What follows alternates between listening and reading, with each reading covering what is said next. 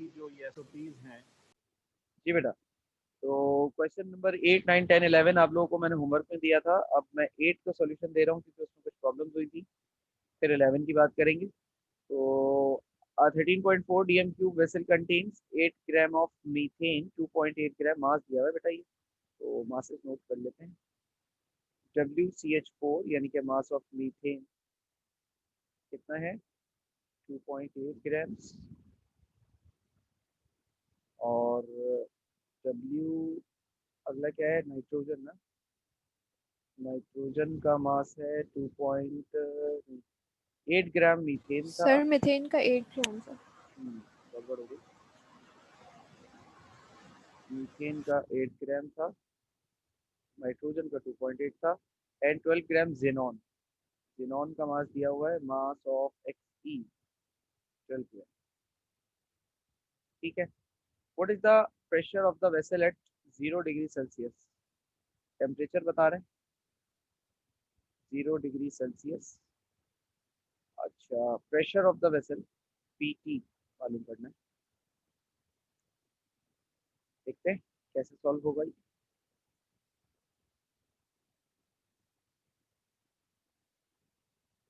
सबसे पहली चीज जो मुझे नजर आ रही है, मुझे ये नजर आ रही है कि मुझे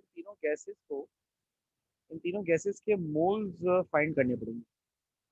जब तीनों गैसेस के इंडिविजुअल मोल्स आ जाएंगे तो फिर मैं टोटल मोल्स निकाल लूंगा। और टोटल मोल्स के बाद तो इसकी अप्रोच बेटा कुछ इस तरीके से रहेगी कि सबसे पहले तो हमें सारी गैसेस के मोल्स फाइंड करने होंगे। तो सबसे पहले हमें सारी गैसेस के मोल्स फाइंड करने होंगे। NCH4 मीथेन गैस के मोल्स। इसके लिए WCH4 divided by molecular mass of CH4। अच्छा, CH4 क्या है बेटा? CH4 है हमारे पास 2.8 ग्राम।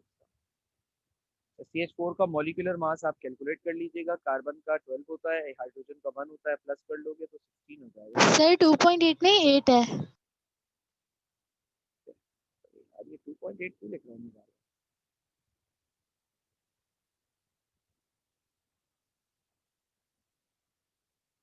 ठीक है बेटा, इसका आंसर आ जाएगा हमारे पास NCH4 आ जाएगा 0.5 मोल।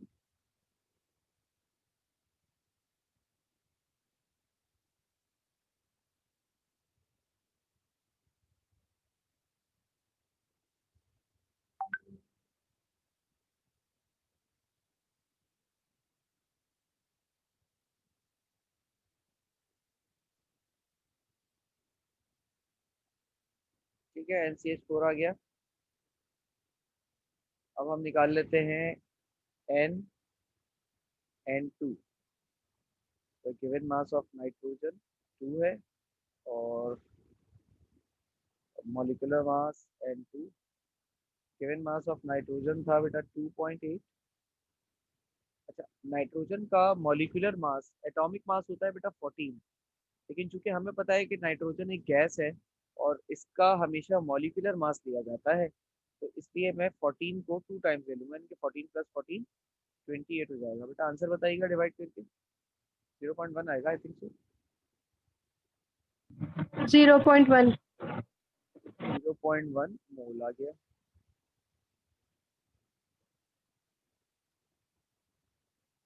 अच्छा जी, अब अगला देखते हैं। अगला किसका है? Xenon. Number of moles of xenon is equal to given mass of xenon divided by molecular mass of xenon। अब xenon का जो गिवन मास है वो मुझे याद नहीं कितना है, 12।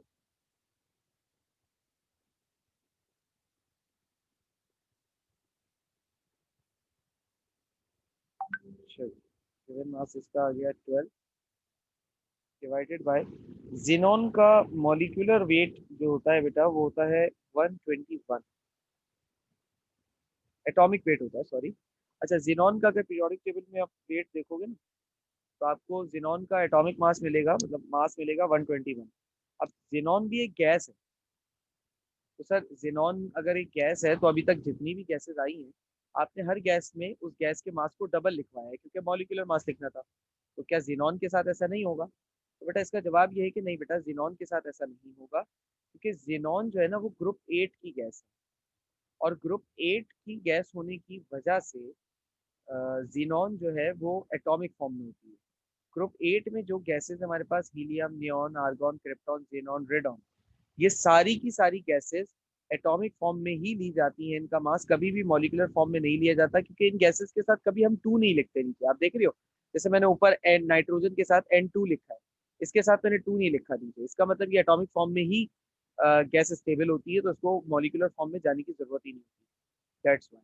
अब डिवाइड करो, आंसर बताओ इसका। 0.0 zero point 0.9 zero nine five नहीं 9 डबल 9 है। Double nine. ओके,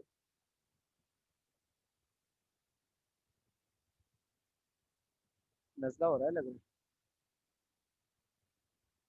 है। Yes sir. दवा ले लो, कहीं ऐसा ना हो कि कोरोना हो जाए।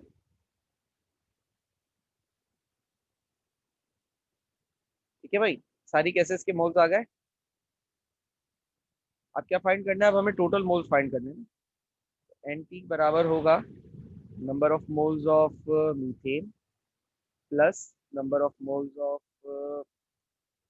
Nitrogen plus number of moles of xenon.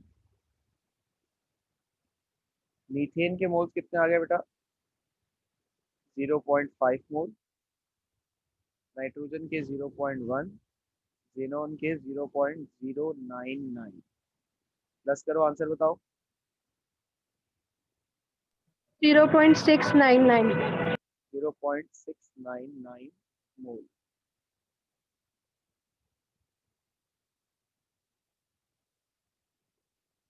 ठीक है, ये एंटी आ गया। अब मैं अप्लाई करूंगा general gas equation.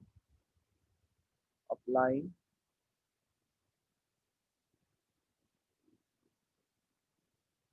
General gas equation.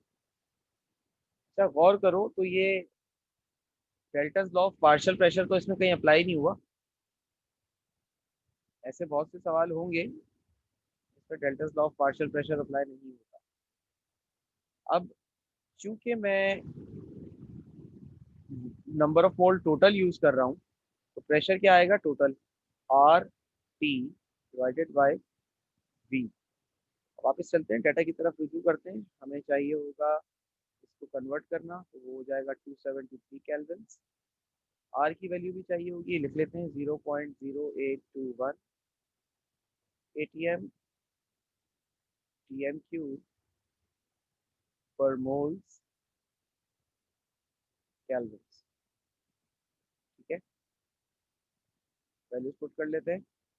Total number of moles 0.699 multiply by 0.0821 multiply bye 273 divided by volume था 13.4। मल्टीप्लाई डिवाइड करो बेटा, आंसर बताओ। 1.153 1.153 एटीएम। वेरी गुड, ये आ गया आपका फाइनल आंसर। इसको 8 में प्रॉब्लम हो रही थी, तो देख ले। ठीक है, ठीक है बेटा, सॉल्यूशन समझ में आ गया।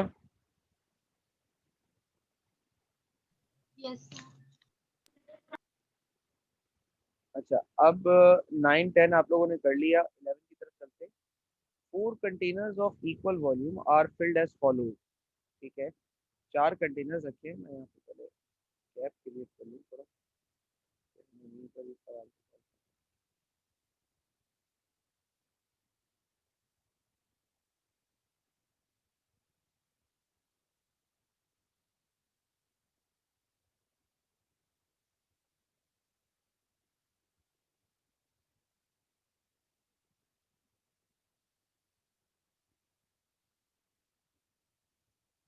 जी बेटा, 4 containers of equal volume are filled as follows. 4 containers हैं जिनका इक्वल वॉल्यूम है। सही है, कुछ भी होगा एक्स वाई जी, हमें इससे गर्ज नहीं है, वॉल्यूम इक्वल है, बस इतना पता है।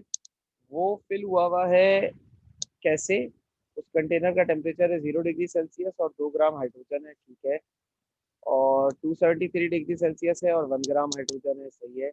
273 डिग्री सेल्सियस है और 28 ग्राम नाइट्रोजन है।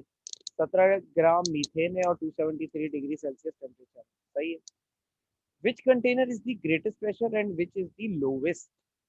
किस कंटेनर का प्रेशर सबसे ज्यादा है और किस कंटेनर का प्रेशर सबसे कम है? अब इस सवाल के लिए तो प्रॉब्लम ये है भैया कि हमें चारों गैसेस के प्रेशर फाइंड करने पड़ेंगे। जब तक हम चारों फाइंड नहीं कर लेते तब तक हमें पता ही नहीं चलेगा कि कौन लोवेस्ट पर है कौन ग्रेटेस्ट पर है, ठीक है ना। इक्वल वॉल्यूम कंटेनर है तो हम वॉल्यूम को 1 सपोज कर लेते, ठीक है। आपने सपोज कर लिया कि वॉल्यूम जो है वो 1 dm की, सही है। अब मैं पहले चेम्बर ए की बात कर लूँ। इसमें गिवन मास हाइड्रोजन का जो है वो 2 ग्राम्स है और टेम्परेचर जो है वो 0 डिग्री सेल्सियस। टेम्परेचर को केल्विन में कन्वर्ट कर लेते हैं, बेहतर रहेगा। इसके बाद कंटेनर बी की बात कर लो। कंटेनर बी में हाइड्रोजन का गिवन मास 1 ग्राम है और टेम्परेचर जो है इसका 273 डिग्री सेल्सियस दिया हुआ है। जब इसको आप केल्विन में कन्वर्ट करोगे तो 273 प्लस 273 हो जाएगा। ये कितना बनेगा? 400 और 540, 546 बन जाएगा ये, 546 केल्विन। इसी तरीके से कंटेनर सी की अगर बात करें, 28 ग्राम नाइट्रोजन है, 27 डिग्री सेल्सियस, 273 डिग्री सेल्सियस। तो given mass of nitrogen is 28 grams, temperature is 273 degree Celsius. It will again become 546 Kelvin. अब कंटेनर डी में क्या है भाई? कंटेनर डी में हमारे पास मीथेन है 17 डिग्री सेल्सियस और 273 सेंटीग्रेड, सॉरी। मीथेन का मास आ गया CH4, कितना हो गया बेटा? 17 ग्राम। टेम्परेचर आ रहा है बेटा इसका 546 केल्विन। सवाल को सॉल्व करने के लिए मुझे आर की भी जरूरत पड़ेगी, बिना आर के काम होगा नहीं। एटीएम डॉट टीएमक्यू पर मोल्स केल्विन। सॉल्यूशन करते हैं।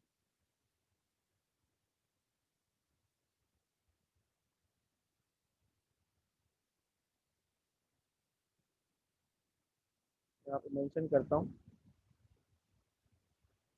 For container A.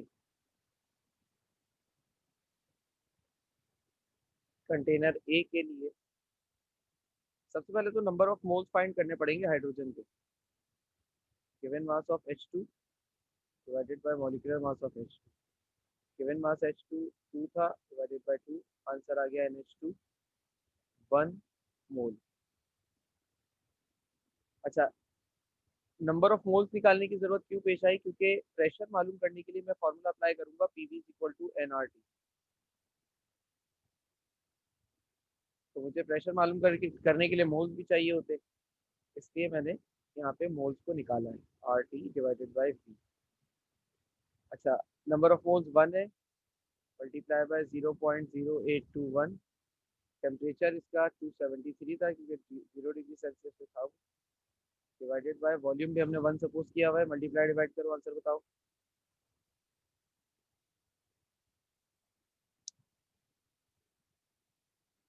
आंसर बताओ बेटा,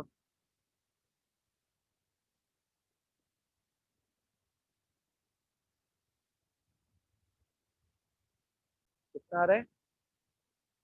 22.38. 22.38 एटमोसफियर इसका प्रेशर आ गया, सही है, यही आना भी था। अब इसी के सामने कंटेनर बी कर लेते हैं। 22.41 आ रहा है। तकरीबन बेटा 4 के बराबर है, चलेगा कोई। फॉर कंटेनर थोड़ा बहुत पॉइंट्स में फर्क हो जाता है। अगर डेसिमल के बाद सेकंड प्लेस तक आपकी पहले फर्स्ट प्लेस में राउंड ऑफ की वजह से आपको लगता है ना, तो वो राउंड ऑफ करके देख लिया जाए। Number of moles, number of moles again किसके, हाइड्रोजन के। गिवन मास किसका, हाइड्रोजन का, डिवाइडेड बाय मॉलिक्यूलर मास किसका, हाइड्रोजन का। गिवन मास ऑफ हाइड्रोजन जो है वो सेकंड केस में 1 ग्राम, मॉलिक्यूलर मास 2 ही है, तो नंबर ऑफ मोल्स हाइड्रोजन के कितने आ गए, 0.5।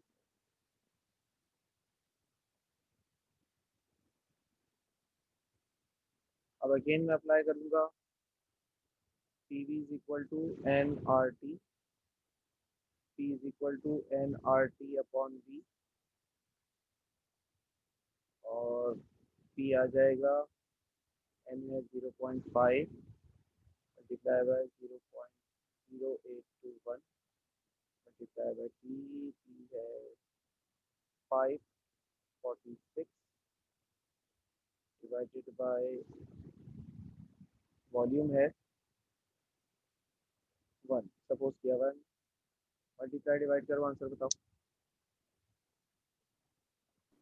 22.41. 22.41 एटमॉस्फेयर। ठीक है, ये अगला प्रेशर आ गया।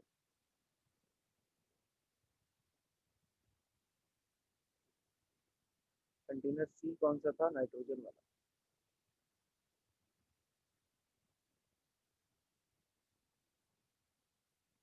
फॉर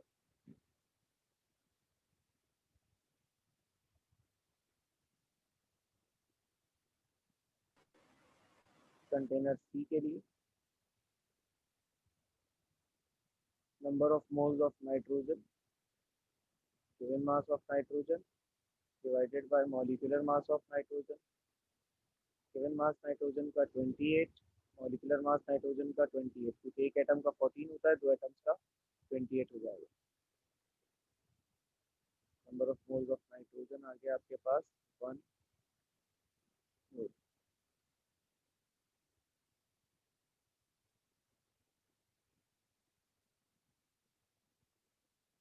फॉर्मूला क्या है, देखो, PV is equal to NRT, P is equal to NRT upon V।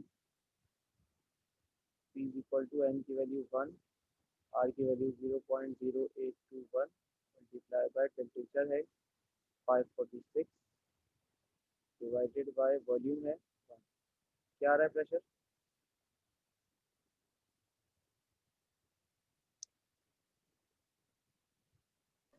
44.82. 44.82। 44.82। 82.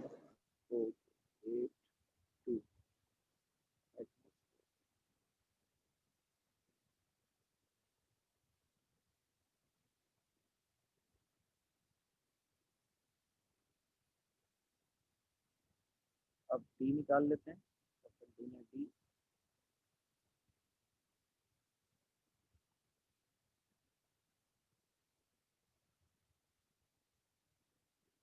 इसके लिए भी गिवन मास मीथेन का नंबर ऑफ मोल्स निकालने होंगे, मीथेन के गिवन मास मीथेन का और मॉलिक्यूलर मास मीथेन का। गिवन मास इसका कितना है, सवाल में जाके देखते हैं, 17 का। मॉलिक्यूलर मास मीथेन का कार्बन का 12, 4 हाइड्रोजन का 4, प्लस कर लो 16 हो जाएगा, डिवाइड करो, आंसर बताओ।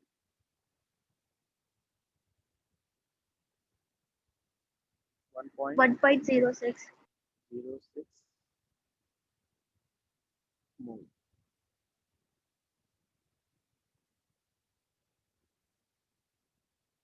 अगेन फॉर्मूला अप्लाई करना है, मैं PV NRT नहीं लगा रहा, डायरेक्ट यही वाला लगा रहा हूँ,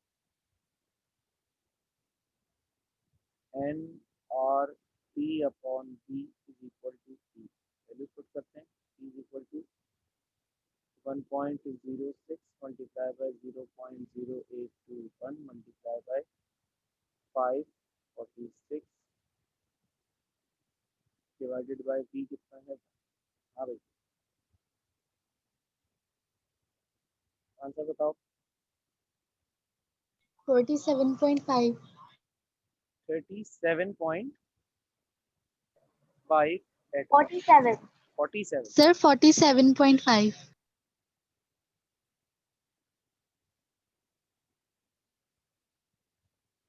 47.5 एट 47.45। चलेगा। ठीक है, अब आपको आखिर में, अभी भी आंसर नहीं आया है, अब आपको आखिर में स्टेटमेंट देनी होगी। मुझे सवाल पूछा था कि इनमें से कौन से कंटेनर का प्रेशर सबसे ज़्यादा है और कौन से कंटेनर का सबसे कम है। तो डी का मुझे सबसे ज़्यादा नज़र आ रहा है और सबसे कम जो है मुझे ए का नज़र आ रहा है। Container T has highest pressure. ठीक है, container D has highest pressure. Container A has lowest pressure. ठीक है बेटा। अच्छा, जरा अभी 12 वाला जो क्वेश्चन नजर आ रहा है इसको ट्राई करो। तो ये हमने सवाल सॉल्व कर लिया 11 जिसमें आपको प्रॉब्लम थी, और 8 सॉल्व किया जिसमें आपको प्रॉब्लम थी। इसके बाद अब नेक्स्ट क्लास के लिए आपके पास टास्क ये है कि आपको ये 11 न्यूमेरिकल्स करने हैं। इनका स्क्रीनशॉट ले लें, इनको नोट कर लें, और इनके आंसर्स अगर आप चाहें तो आप मुझे भेज के चेक भी करवा सकते हैं। अदरवाइज़ हम कल की क्लास में इंशाल्लाह इनको डिस्कस करेंगे, ये 11 न्यूमेरिकल्स। बाकी बात इंशाल्लाह कल होगी आपसे। अल्लाह हाफ़िज़।